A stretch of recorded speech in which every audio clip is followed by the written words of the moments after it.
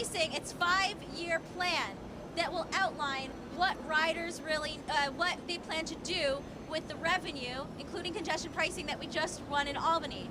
And what we want to do is make sure that that plan reflects riders' actual needs. The MTA capital plan is at risk of just including vanity projects and cosmetic fixes, and it also doesn't include the nuances of why their fixes actually matter. And so we're here to say, you know what, we won $25 billion from Albany. That must include riders' priorities. And so today we're kicking off a month-long process that will allow everyday riders to tell us what they want to see fixed on the subway, what are their top priorities, and most importantly, why. Why do the problems on the subway matter? It is so important that the MTA and Governor Cuomo, who runs the MTA, understands riders' everyday experiences. And I'm also happy to be joined by the Fix the Subway Coalition that includes organizations that are here today, including Strap Hangers Campaign, Transit Center, PCAC, Reinvent Albany, Planned Parenthood of New York City, Chinese American Planning Council, Theater of the Oppressed, Municipal Art Society, and more. And that's incredible. And the reason why all these groups are here today is because it's not just about transit rider organizations, it's about everyday New Yorkers who desperately need a better subway. And so, folks, and all these groups here behind me, you guys, we're going to share this survey, right? On social media. On social media, at subway stops, at bus stops, at health centers, everywhere where we can reach riders who are desperate for a better system. Now, I would love for you to, oh, right, actually. First, if you want to fill out the survey, please go to cuomosmta.com or text subway to 52886. So again, cuomosmta.com, or you can text subway, the word subway, to the number 52886. So now I'd love to introduce you to Riders Alliance member Lorraine. Hi, my name is Lorraine. My name is Lorraine Vieira. I'm a Riders Alliance member and I live in Brooklyn. So when we spend too much time on the train, we miss out on life, right? We have less time to engage with our community, to spend time with our family, to exercise, to do things that are important to us. And I mean that not only in a personal way, but also professionally, because I'm a full-time nanny, and even though my employers now are very flexible, I've had jobs in the past where I had 1 hour cut in my pay because I was late because of the train. So that's why I'm here today, to kick off the Riders Capital Plan, because we need to hear from riders like me. We need to hear what guys want to fix in the subway, what the problems affect, how the problems affect their lives, and all that. So a few weeks ago, I was a volunteer at Atlantic Avenue subway station in Brooklyn, and we talked to hundreds of riders, and some of them, their stories really called my attention. I talked to one young woman. She was stuck in the meltdown that happened a few weeks ago in New York, and she was late 1 hour to pick up her child from childcare, and she had to pay 1 hour extra. And she couldn't afford that. We can't afford that. I also talked to some other person. He was an actor, and he missed an audition for a Broadway play because he was stuck in the train. So those things are not only stressful, it always costs us money, sometimes it costs us our job. So that's why I'm here. I want to ask you guys to go to the Riders Capital Plan survey and share your concerns today and help us make some changes. Yay! So Lorraine is going to have to return to work in a minute. She took precious time out of her day to do this, but thank you so much. And if folks want to talk to her afterwards, she might be available for a phone call or another interview.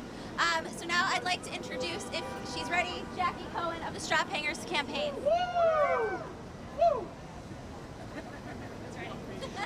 Hi everyone, my name is Jackie Cohen. I'm the campaign director for the Diaper Strap Hangers Campaign. And we're here today because, as we heard, Governor Cuomo will be drafting the next 5-year capital plan for the MTA. And the next 5 years are crucial in deciding the fate of our transit system here in New York City. We have a subway system that is still underperforming. We have have the slowest buses in North America. We have an accessorized system that is beyond imaginable in terms of service, and we have a deeply inaccessible subway system. We need a capital plan that puts riders first, that improves service, that speeds up buses, that gets our subway system back on track, and that makes our entire transit system more accessible. Things like USB ports on buses are nice, but they don't make the bus run on time. New lights and touchscreens in subway stations are nice, but they don't make stations themselves accessible. These are nice amenities, but they are not the priorities we need to see in a capital plan that gets our system back on track. And so we urge Governor Cuomo to listen to the voices of these riders and put forth a plan that puts service, accessibility before anything else and improves our transit system. Thank you. Thank you. And now Amy Torres from Chinese American Planning Council. Hi everyone, my name is Amy Torres. I'm the Director of Policy and Advocacy at CPC, the Chinese American Planning Council. CPC is the nation's largest social services organization for Asian Americans and Pacific Islanders, but we're rooted solely here in New York City. Based in Manhattan, Brooklyn, and Queens, we serve over 60,000 low-income immigrant New Yorkers each year, but we find in our annual surveys that community members actually commute to us from all 51 council districts, from all New York City Assembly districts and state Senate districts. Asian Americans and Pacific Islanders are the fastest growing immigrant group in the state, but they're rooted in neighborhoods that are prone to gentrification and push factors that move them further away from the services, the family members, the friends, and the job opportunities that they use for social and economic support. CPC knows that these riders are the ones who are often listened to the least, especially when we think about our seniors who are commuting back and forth to Chinatown hubs for groceries, for healthcare services, when we talk about parents that are commuting with their children to after-school services where they can talk to educators in their own language. These are the riders that are most particularly impacted, and they're the riders whose input is sought the least.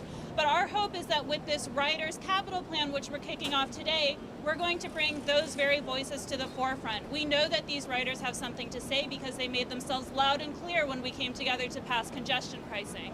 And we're looking forward to bringing those same voices back to the table to make sure that the improvements that are included in the capital plans are ones that help people get to work, help people get to school, help people visit family and friends and get the services that they need, and that they're able to do it safely without falling down the stairs, having a wet ride, or any of the other mishaps that all of us as New Yorkers who use the subway are familiar with. Thank you.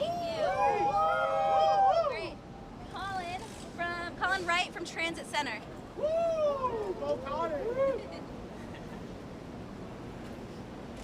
Hi, good morning. My name is Colin Wright from Transit Center. First, I just wanted to say thank you so much to Riders Alliance for spearheading the Riders Capital Plan survey. You know, the surest way to know what transit riders need is to ask them. New Yorkers can't afford for the next capital program to shortchange riders. If Governor Cuomo invests in accessible stations and modern signals, riders will gain more freedom to move around the city and more time with their family and friends. Congestion pricing was a precondition for turning around the subway. It wasn't a guarantee. Success will depend on Governor Cuomo prioritizing the right projects in the capital program and the MTA delivering them on time and at a reasonable cost. By prioritizing the right projects and committing to efficiency and transparency and accountability in this turnaround, Governor Cuomo and the MTA can deliver a reliable, fast, and accessible subway system for all riders. Thank you. Sorry, that was my cousin. Thank you, Colin. Yes, Lisa Daglian from PCAC. Hi, I'm Lisa Daglian. I'm the Executive Director of the Permanent Citizens Advisory Committee to the MTA. Riders. So riders have been left out of way too many decisions that have been made. We need a 21st century transit system for a 21st century city. We need a 24-hour system for a 24-hour region. The only way we're going to really get what we need is to make the right investments, to ask people what they need to get to work, to get to school, to get wherever life will take them. So we really need to make sure that we're addressing the needs not just of the city and the entire region today, but over the next 5 years and over the next 10 years. I've already texted 52886, subway to 52886, and I'm encouraging other people to do that as well. Weigh in, tell the MTA, tell the governor, tell your elected officials what's important to you. And with the more voices, the better, and we look forward to getting what we really need to benefit the riders of the system and the region. Thank you. Thanks, Lisa. Yes, that's text subway to 52886 or go to cuomosmta.com. Subway to 52886 or cuomosmta.com. Rachel, would you like to? Rachel Faust from Reinvent Albany. Hi, Reinvent Albany is a government accountability watchdog organization, and we're very excited to be here with Riders Alliance and all the other groups today. Because right now, the capital plan, which should be the definitive document about how the MTA plans to fix the subways, fix the buses, fix the commuter railroads, is a secret. It should not be a secret. It hasn't released a 20-year needs assessment or a draft capital plan. So in the absence of that, riders are stepping up. Riders are doing their part to show what they think are the priorities to fix the subway, and the MTA needs to do the same. It needs to release its plans as soon as possible so we can compare. Does our riders' capital plan match the MTA capital plan? And that's why we're here to show support. Thank you. So that's it for speakers. Do we have any questions? What are some of the priorities that you and the other organizations have and want to be seen fixed? So the things that people want to see fixed are really basic, and we want to hear from riders which ones do they prioritize the most and why. But some of those include things that we've been hearing: stations that are literally flooding, subway delays that not only cause us to lose money and precious time in our lives, but also keep us trapped in overheated platforms and old subway cars. So that's another thing. Old subway cars need to be fixed.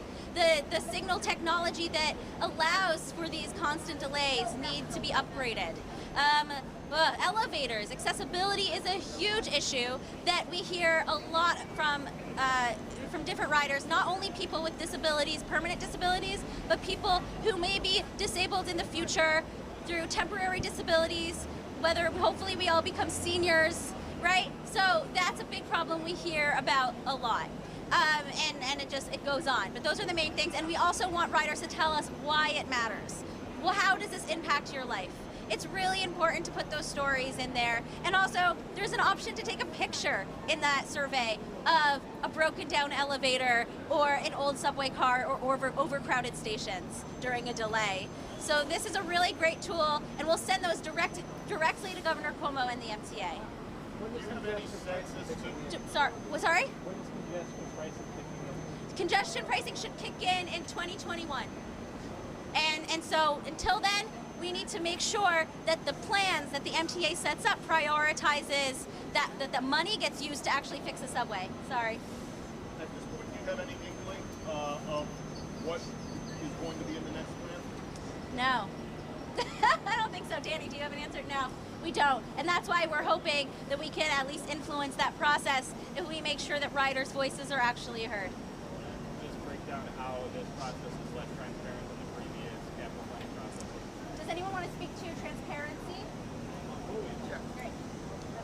So in the past, we've seen a 20-year needs assessment that's come out in advance of the capital plan. And that lays out a blueprint for the next 20 years. This year, we're being informed or advised that the capital plan will come out in the fall, and the 20-year needs assessment will come out when it's too cold for it to be good beach reading, right? So sometime in the winter. A forensic analysis is being conducted now, which is going to probably delay everything. We've seen that there are tremendous costs for those delays for pushing the capital plan back 1 month, 2 months, even 3 months. So there has been really no public input that we've seen at all into the capital plan or into the 20-year needs assessment. What we really need is to have both of those out on the table now before they're submitted to the Capital Plan Review Board, CPRB, so that to get voted on and adopted. By the mic. You can't assess if the MTA is actually doing what it needs to fix the subway unless we get the needs assessment first before the capital plan. The needs assessment shows exactly how much money needs to be spent to bring the system up to a state of good repair. Without that, you can't compare the capital plan to see if they're making the right spending decisions. For the last process, the needs assessment came out in October of 2013. It was a year in advance of when the MTA board voted on the first capital plan. We don't have that this year, and that's a disservice to the public. Any final questions? All right, great. Folks are around to talk after we break down. Thank you so much for coming. Woo!